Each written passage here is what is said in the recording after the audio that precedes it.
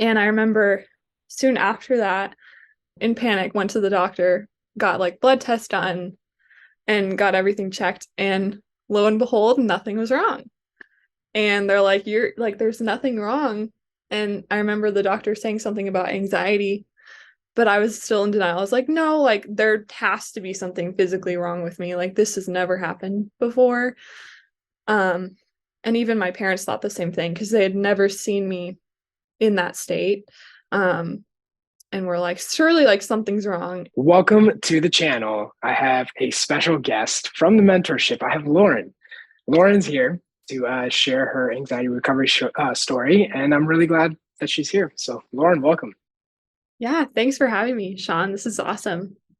Yeah, I mean, we've been, like I say, I've been seeing your progress behind the scenes. The mentors have been talking to me about you, and I've been seeing it myself. And they were like, we need to get her on the video, and I'm so glad you decided to join us. And so, yeah, welcome.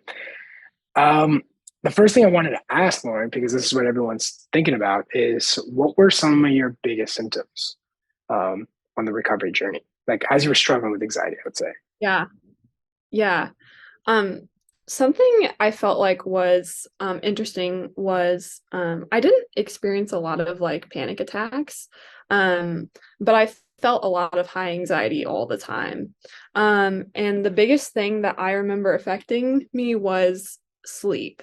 So my sleep absolutely went down the drain when I was in the cycle. I had a lot of nights where I got zero sleep. I would just sit there all night and the intrusive thoughts were coming through and my heart rate was super high and all the symptoms were happening and I just did not sleep. And then the next day, I'd walk around feeling like a zombie and just feeling horrible. And I was in school at the time when I was kind of in the like the worst part of the cycle, and it was hard to like get through the day because I had, a lot of assignments and exams that were, intellectually demanding. And I just was so tired from that sleep loss. And then along with that, just the brain fog, um, just the thoughts in general were difficult. I had a lot of just intrusive thoughts. I felt like I couldn't focus on anything because my mind just kept going back to how I was feeling internally. Um, and then also just the emotions were difficult as well. I felt very numb all the time. Um, didn't really enjoy things like I used to because again, my brain was just so focused on all these worst case scenarios going through my head. Um, and yeah, so it was more like the mental stuff than the physical stuff for me. And I know sometimes the mentors say, it's easy, like the physical symptoms, usually get over those pretty quick. And that was the case for me. Like I didn't really care um when after I joined the mentorship, about like the loss of appetite or the pounding heart, whatever, I got over that fast. But it was the thoughts, um, and the brain fog and all of that that was definitely the hardest for me. So yeah. You're totally right, and because it's one of those things where, for you in particular, I think you were a little bit past that in the sense that like the physical symptoms didn't bug you, but for like a lot of people, the physical Right. symptoms it's so in their face that when we tell them, hey, it's not the physical symptoms is behind it, they can't even relate to it. So then when the physical symptoms they get over that, then like this like almost like this, it's like an iceberg tip. It's like, oh, you see it. It's like, oh, okay, so it's the thinking patterns, it's the like behaviors. Yes. And so yeah, you ended up seeing that, right? And that's kind of like really where a lot of the changes and stuff happen. I was curious though, did you have trouble falling asleep, staying asleep, or both? Or how did that work for you? Um, for me, it was more just falling asleep in general. Um, Mm, Sometimes I would wake up in the middle of the night and like couldn't go back to sleep and couldn't stay asleep, but most of the time it was like I'd go to bed at, my normal time, like 11 p.m., and I would just be up till yeah. 3 or 4 or even later. And then the sun would come up and I'd be like, well, okay. And that was probably, yeah, my main struggle there. But that was like something early on when I joined the mentorship that um I remember like one of the first calls I hopped on, somebody was talking about the same thing, and they were giving her advice saying, um, oh, I think it was Mirka, and she was talking about how, um, you know, we all the time, people our age like pull all-nighters and like they go party with their friends or whatever, and they don't freak out about it. You deal with the fact that, hey, I'm tired today, and that's fine, and you move on. And that was a big turning point for me because I realized like Mhm. me getting frustrated about all the sleep loss was just making it worse because I continued to um the five F's, right? I was fighting it, I was trying to fix it, I was getting frustrated. And then when I finally accepted it fully, my sleep immediately, like not immediately, but it got better. And then, for a long time now, I've had no issues with sleep. So Right. that was kind of cool to see that it's so That's much of it awesome. is just all up here. I Yeah. totally, that's exactly what I was about to say because, like, for me, sleep was a big thing too. I didn't sleep for like a year. Like, so for Mhm. me, I was able to fall Yeah. asleep because I had so many like panic attacks and my body was really tired. So I'd pass out, but I Right. wouldn't get more than like 2 hours. And then the rest of the night I Hmm. was up. I was that guy that would like walk. I was like walking because I like didn't know what else to do. And like it would be like 3 o'clock in the morning and I'd be walking in my parents' neighborhood and they're like, who's this guy? Like they once sent an email saying there's this guy walking at 3 a.m. And I was Oh my but gosh. a big part was is that I was using like, okay, I need to fix this mentality. Like I'm not sleeping. I Right. need to fix this. Okay, like what's going how do I get Hmm. myself to sleep? And it was like this logical thing. And then I was realizing, wait, that doesn't work here. Like you don't logically go to sleep. You just let go. Like, and that was Right. a huge mindset shift. And for me, what would happen was I would get panic attacks when I would wake up. And so when a panic attack would happen, I wouldn't know, I would try to run away from it. So instead, what I would do was I would let the panic attacks pass. Like I would just let go and just like do whatever you want. And I would ironically fall asleep in the middle of a panic attack. It was the weirdest thing. Right. Um, but then when I just learned kind of like what you did, which was like, okay, just let go. Even if you sleep, if you don't sleep, it's not a big deal. Right. That really helped a lot. How did you fall into the cycle?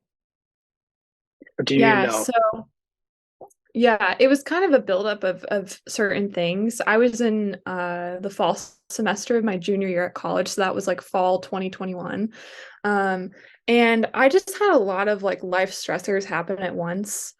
And normally like I'm able to deal with stress. But so many things happened at once and I was very overworked. Um, and I'm definitely that type of person that is very perfectionistic, like get it done type of person. And that wasn't helping me in those situations. So yeah, I had those life stressors and I also was pretty sick. I got COVID and just a lot of things were going on. But our bodies can deal with stress if we respond correctly, but I was not responding correctly. So I had a lot of bad habits that were coming to the surface. A ton of unproductive thinking habits, going over all the worst case scenarios, um, just focusing so much on how I feel internally. Um, and then also, I was in that fix it mode all the time. I was trying to fix my emotions. I was feeling all this anxiety from all the stress that I was having, but instead of just letting it be there, I was trying to fix it. So I was like, just calling my mom and like asking her what I can do and like started like trying to like meditate and do all these things, which can be helpful, but I was just trying to run away from how I was feeling all the time, which was just getting me more and more worked up. Um, and my nervous system was, I didn't know it at the time, but I was in the process of sensitizing my nervous system as I was trying to run away from all these things and um, rather than just letting them be there. So I noticed, so all the life stressors and getting sick, that was kind of like October, November. And then I noticed in December, even after those things were kind of over, I started getting these symptoms. Started getting these physical symptoms, started to lose my appetite, in which not common for me. I love food. I love to eat, and I didn't want to eat. Started not sleeping as well, and I just started feeling very on edge all the time. Um, which made me just go further into the fix it mode. So I kept going. I started like trying to take vitamins and just doing anything to feel better. And I kept getting more frustrated because I would just continue to feel worse. And I was in denial. I wasn't recognizing the fact that this was created by myself. Like I didn't realize that I was in part kind of creating my own suffering by trying to run away from my emotions. But I kept denying it and blaming it on, COVID. And, my parents and I were like, oh, like it's just, you were sick with COVID, like it will get better soon, that's why you feel this way. Just take some vitamins, whatever, you'll be fine. Um, but it got worse. And I will never forget um, January 16th, 2022. It was basically my first panic attack or anxiety attack. I was babysitting, and I remember that whole day I felt super off, and I was very like questioning it, like, why do I feel like this? It's terrible. Um, and then at some point in the evening when I was babysitting these kids, I felt my heart rate go up and my muscles were like tensing, and I just had this intense feeling of fear. Like I'd never felt that much fear before. And I remember just that it lasted for maybe about 10 minutes. And I remember just being like terrified because I had never felt that before. Um, and I remember just like on the car ride home, like freaking out, like what is happening to me? And then the next morning I woke up and I remember calling my parents and saying like I felt like I've been like run over by a bus because those panic attack things, they use up so many resources in your body. And I remember just feeling so sick. And but that was kind of like the peak of, okay, like that's when I finally fell into the cycle. Um and I remember soon after that I went to, in panic, went to the doctor, got like blood tests done and got everything checked, and lo and behold, nothing was wrong. And they're like, you're like, there's nothing wrong. And I remember the doctor saying something about anxiety, but I was still in denial. I was like, no, like there has to be something physically wrong with me. Like this has never happened before. Um, and even my parents thought the same thing because they had never seen me in that state. Um, and we're like, surely like something's wrong. But eventually I figured out like, okay, actually this is anxiety. So it was kind of a buildup of stressors and then me not responding correctly. And then eventually, I fell in. So hopefully that made sense. That was kind of a long story, but No, it was great. It was awesome. I was curious with what did you think? Was there anything you felt like you had? Like I used to think that I had like an autoimmune condition and stuff, and especially because you had like COVID and stuff. What were some of the like? What did you think you had? yeah. Yeah, I think I thought like maybe I have like long COVID, Hmm. where COVID affects your body. And then there was another thing I looked up. I don't remember exactly what it was called, but I was looking up like why my heart rate was so high all the time. And like it Hmm. felt like my blood pressure was so high. And there was like another condition, like some like Thoughts? genetic disorder or something. Yeah, something like that I thought I Yeah, yeah, had. And yeah. I was Googling and freaking out. Oh yeah, Um, but it was none of yeah, that. It was yeah. anxiety. I know. Yeah, I thought I had everything else but anxiety. Like I weirdly, I always said it. I kind of didn't want it to be anxiety because I felt like I had this notion if it was anxiety, there's nothing I can do. Yes, And then I was like, oh, but I'd rather it be something else because then maybe I could fix exactly. it. It validated Yes. me needing to do something. Like I wanted to do something about it, and I felt like if it was something else, I had to do something. But yeah, like it I was felt the anxiety, exact same way. right? Hmm. And so okay, so all that happened. How did you end up like finding the program and moving forward? And how was that process? Yeah. So Most of 2022, I was kind of on my own with it. I, was trying everything. I was taking vitamins and trying to change my diet and all that, but it was rough because I was still not responding correctly. And then I ended up going to like talk therapy, like CBT kind of thing. And that was kind of like for a big chunk of 2022. And it was helpful in some ways, but I still remained in the cycle because I was still trying to fix. So I think sometime around July or August, I found your channel and I started watching some of the videos and started I remember just thinking like, okay, this is different from what I've been seeing. Like this guy is claiming that I don't have to fix what I'm feeling. Like I just need to actually accept it and focus on something else. And eventually my nervous system will desensitize. And that was the first time I learned about um, the sensitization of the nervous system and all that. And that was really interesting to me. Um, and just watching those videos, everything started to make sense of why this was happening.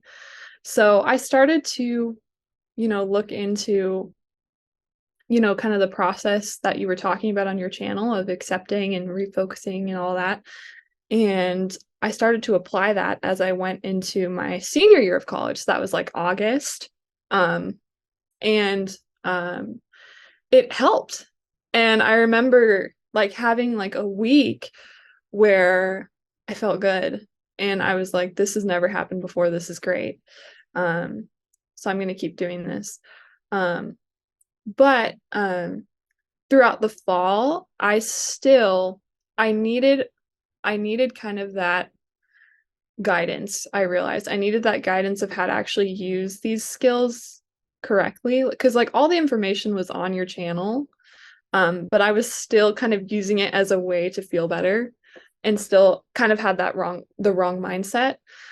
So I remember like in November of this past year, I was in a pretty rough place. So I was frustrated because I was like, it was working before and now it's not. So I joined the mentorship and since then it's been amazing because I actually learned how to apply the skills correctly and just being on those calls helped me apply them just to my everyday life and yeah, it helped me kind of avoid like the pitfalls of the things you can do to try to like feel better in the moment. Yeah, no, I get you. When I was like creating the mentorship, the idea was is like, okay, we'll just give all the knowledge for like out. We'll just give it out, like all the information. We won't hold back. But then what ended up happening was people wanted help implementing, and that's where we like created the mentorship. And I think that's where a lot of people get stuck. I think when I first started, the issue was a little bit more knowledge based. I still think it is kind of knowledge based, but then it's like even when you have the knowledge, um, implementation sometimes gets kind of tricky. And I would have gone through the same thing. I remember when I read like Clear Weeks, that's all I had at the time. It like made sense, but then implementing it was kind of weird. Like there was moments where I was Right. like, I don't know if I'm doing this right, or like I'd have my own blind spots. And so that was like how I saw like mentorship.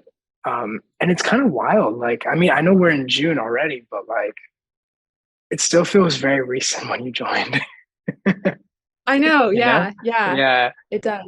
And yeah, you've just done such a great job. And like what do you feel? I here's what I think. I feel like you're somebody that picked up the stuff really quickly. It might not feel like that to you, but I see sometimes people fall into like a they kind of get stuck and then they get stuck for a while and then they come out. Mhm. Moments where you got stuck, it wasn't that long.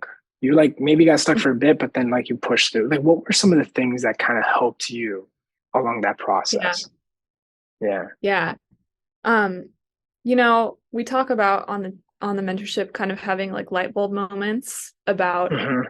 how to actually apply the skills. And the biggest thing for me um was I started to see the process of responding correctly as a skill and Mm, not as like a fix to my anxiety. mm, So I knew in the back of my head that, responding correctly to thoughts and symptoms and doing the alarm process was going to help me eventually recover. Um, but the mindset that I think I needed was to see responding as like a practice rather than, oh, I feel anxiety. Okay, I need to do this alarm so I feel better. Um, but instead, I started to change that mindset as like, okay, hey, this takes a while. Like I had one way of doing things for years, for my whole life, um, I was responding incorrectly. And now I'm learning something new. So this takes a while. And I think I was able to relax and say, like, okay, I don't need to rush this and do it perfectly. And I think at first I tried to do it perfectly, and then I realized like that just um hinders your progress. So every time I had symptoms or just kind of had a hard day, I started to see it as just an opportunity to practice. I would just tell myself, okay, like this is just an opportunity to practice responding. And like if I mess up, that's fine. Like I'll just do the best I can. Um, so I think I hunkered down on that like in January, February, especially. And I was like doing student teaching, so I was pretty busy, which was helpful. But every time I felt those symptoms come up, I just thought, okay, I'm just building this skill. I'm just building the skill of responding.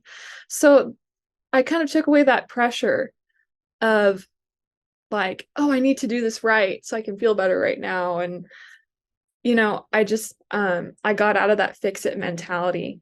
So that, and I would just do little things. It depends on the person, but little things that I did with the thoughts were helpful. Like I might be, let's say I was just like cooking dinner and some intrusive thoughts would come in or some worst case scenarios would come in. Um, and I would just acknowledge that. I would stop and I'd be like, hey, like, let's just focus on cooking dinner. Like, that's going to be more productive than trying to figure all this out. Um, and it was hard at first because my brain kept going back to the anxiety. It kept going back to how I was feeling internally. It kept going back to the intrusive thoughts. But as Mirka told me, so many times, the only way our brain learns is through repetition. So I just kept going, okay, I just have to practice this. So I would shift my brain back to refocusing to what I was doing in the moment. And then it got easier and easier and easier and easier. Then all of a sudden, it was like March, April, and symptoms would come up, thoughts would come up, and then I'd just be like, nope, refocus. And it was so much easier. It was so much easier. And it was so much easier to go back to what I was doing. And I was like, wait, oh my gosh, like that actually worked. So it was just practice. And I just had to take that pressure off of trying to do everything right and doing it perfectly. So, yeah. that's really well said. I was thinking, I was even writing it down. You were saying like um, the process, looking at it as responding as a like a skill set rather than Mhm. what were you saying? Like fix it? What was that Rather last than a part? fix. Yeah, rather Rather than than like a a fix fix. or a solution. Because it is a solution, but sometimes that mindset, you put too much pressure on it. So, Yeah, I love that. I love that. Yeah, God, so smart. Um, that's been great. Yeah, you've really just kind of nailed down and doubled down on it. What is something you would tell somebody who's like in the thick of it right now? Somebody who's mm, like kind of like where you were back in November. yeah, What's some advice? Because there's people watching that's where they're at. What would you tell old Lauren back in the day? right. Yeah. Uh, I would say, even though you feel like you're stuck in this forever, um, if you have the right practice and the right mindset, you can fully recover. And you can fix, not fix, but you can like correct these bad habits that you've had for so long.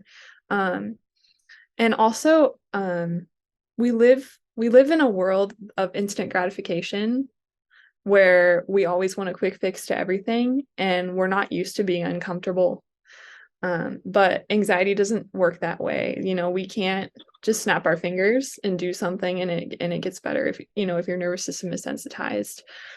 You have to learn to let the uncomfortable feelings be there, which is hard in the moment. But then once you do that, there's so much freedom and you're better off for the rest of your life because of it. And I can say confidently, after going through the cycle, I'm so much better off because I can have difficult things happen and stress happen.